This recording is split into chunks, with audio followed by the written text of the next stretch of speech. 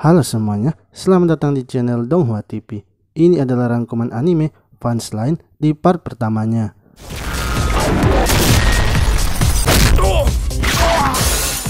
Sebuah pembajakan bis kini sedang terjadi di jalan tol kota Tokyo. Seorang wanita bernama Mikatan berhasil masuk ke dalam bisnya. Dengan kemampuan bertarungnya yang hebat, Mikatan berhasil menghajar para penjahat yang membajak bisnya.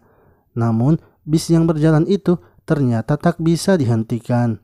Sebab remnya telah blong sehingga membuat teman dari Mikatan, yaitu Meika, mengendalikan pintu masuk tol dan membuat bisnya berhenti. Setelah berhenti, tak disangka pemimpin dari penjahat itu yang tengah menyamar menjadi penumpang kini menampakkan dirinya dan berusaha menghabisi Mikatan. Akan tetapi, seorang pria bernama Yuta tak sengaja melihat isi rok dari temannya, yaitu Cici, membuat kekuatannya muncul dan mendorong penjahat itu jatuh ke laut bersamaan juga dengan dirinya. Untungnya, Mikatan berhasil menyelamatkan Yuta dan membawanya ke pinggir sungai. Akan tetapi, tiba-tiba saja angin bertiup kencang sehingga membuat Yuta melihat isi rok dari Mikatan. Hal itu malah membuat Yuta menjadi pingsan. Dari atas langit kemudian muncul cahaya dan merasuki tubuh Yuta. Setelah sadar, Yuta melihat dirinya ditemani oleh seekor kucing bernama Nekoma. Yuta terkejut melihat Nekoma bisa bicara dan ia semakin terkejut karena mengetahui bahwa ia sekarang adalah roh. Ia pun berpikir kalau dirinya telah mati. Namun Nekoma menjelaskan bahwa sekarang Yuta sebenarnya masih hidup. Akan tetapi tubuhnya telah dikuasai oleh suatu makhluk yang masuk ke dalam tubuhnya. Yang mana saat makhluk itu masuk ke dalam tubuhnya, Yuta dengan terpaksa terlempar keluar dari tubuhnya sendiri. Ketika akan masuk ke apartemennya untuk melihat tubuhnya, ternyata kamarnya itu telah dipasang jimat pelindung. Nekoma lalu menyarankan agar Yuta mencari sebuah buku yang di dalamnya terdapat sebuah ritual untuk mengembalikan roh di dalam tubuh aslinya. Buku itu tengah disimpan oleh salah satu orang yang tinggal di apartemen itu.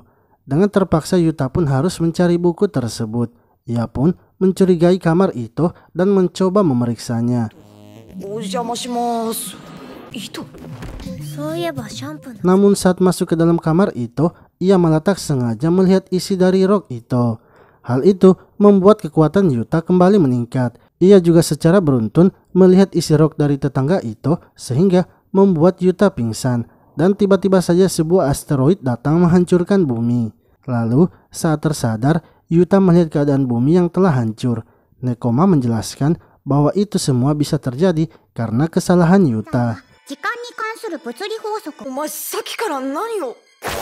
Ketika Yuta melihat isi rok wanita, pertama, kekuatannya akan meningkat mencapai batasnya. Akan tetapi, ketika Yuta melihatnya yang kedua kalinya, maka kekuatannya akan mencapai maksimalnya. Untuk mengontrol kekuatannya itu, Yuta tak boleh menjadi sakne bila melihat isi rok dari wanita. Nekoma kemudian mengirim kembali Yuta ke masa lalunya agar mencegah terjadinya kehancuran bumi.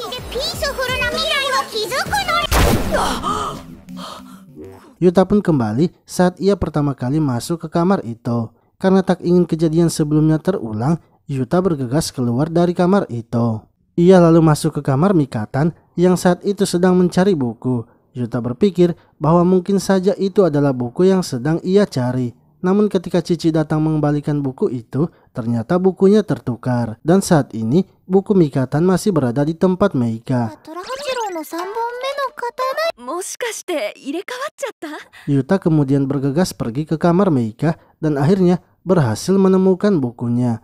Ia ternyata tak bisa menyentuh buku itu sebab kekuatan spiritnya masih lemah. Untuk sekarang, ia hanya bisa menggerakkan benda-benda yang ringan. Yuta lalu mencoba menjatuhkan benang sehingga Meika yang mencoba mengambil benang itu kini melihat buku tersebut. Akan tetapi setelah melihat isi buku itu, ternyata hanyalah sebuah album foto. Lalu tiba-tiba alarm pun berbunyi yang menandakan adanya bahaya. Meika langsung menuju kamar Mikatan dan melakukan persiapan mencari bahaya tersebut.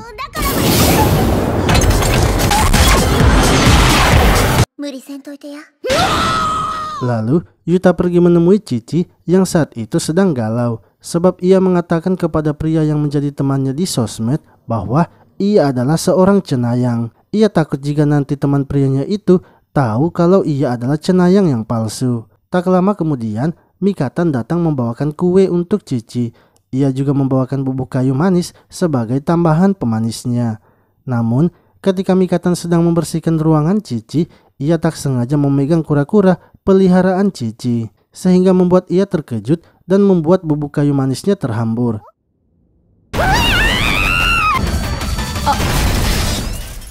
Mikatan akhirnya keluar dari kamar Cici, sementara Yuta yang tak ingin melihat isi rok Cici ikut juga keluar dari kamar. Di sisi lain, Meika sedang menonton sebuah acara TV, yang mana dalam acara itu seorang wanita menanyakan bagaimana cara mengobati orang yang sedang patah hati. Pria itu menjawab bahwa ia bisa menghiburnya dengan ilmu gembira. Karena tahu kalau Cici sedang dalam keadaan galau, Meika kemudian datang menghiburnya dan menunjukkan ilmu gembira. Cici berpikir bahwa Meika akan menunjukkan ilmu gaib kepadanya. Namun ternyata Meika menunjukkan tarian gembira. Hal itu membuat Cici kesal karena menurutnya Meika hanya mempermainkannya.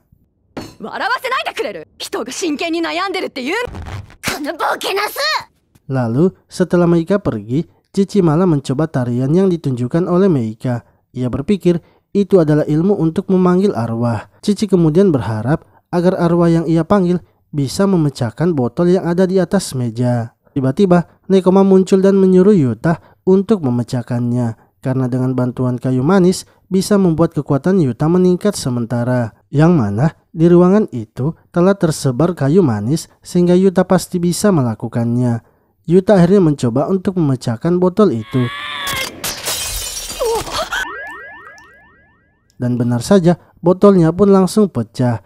Cici senang karena ia merasa telah berhasil memanggil arwah. Sementara itu, Mikatan pergi menemui Ito dan membawakannya juga kue. Namun Ito ingin agar Mikatan segera meninggalkan kamarnya. Mikatan merasa sepertinya Ito sedang menyembunyikan sesuatu. Lalu ketika ia pergi mengambil sendok, Mikatan pun mendengar suara teriakan. Ito mengatakan bahwa itu adalah teriakannya.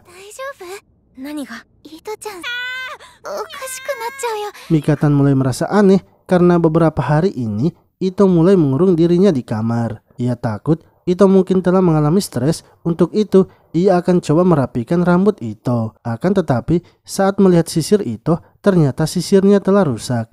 Ia juga melihat ada ikan salmon yang disediakan oleh Ito. Ito langsung menunjukkannya bahwa ia memang ingin memakan ikan salmon itu, yang mana hal tersebut membuat Mikatan semakin panik, sebab Ito memakan ikan salmon dengan cara yang tidak benar.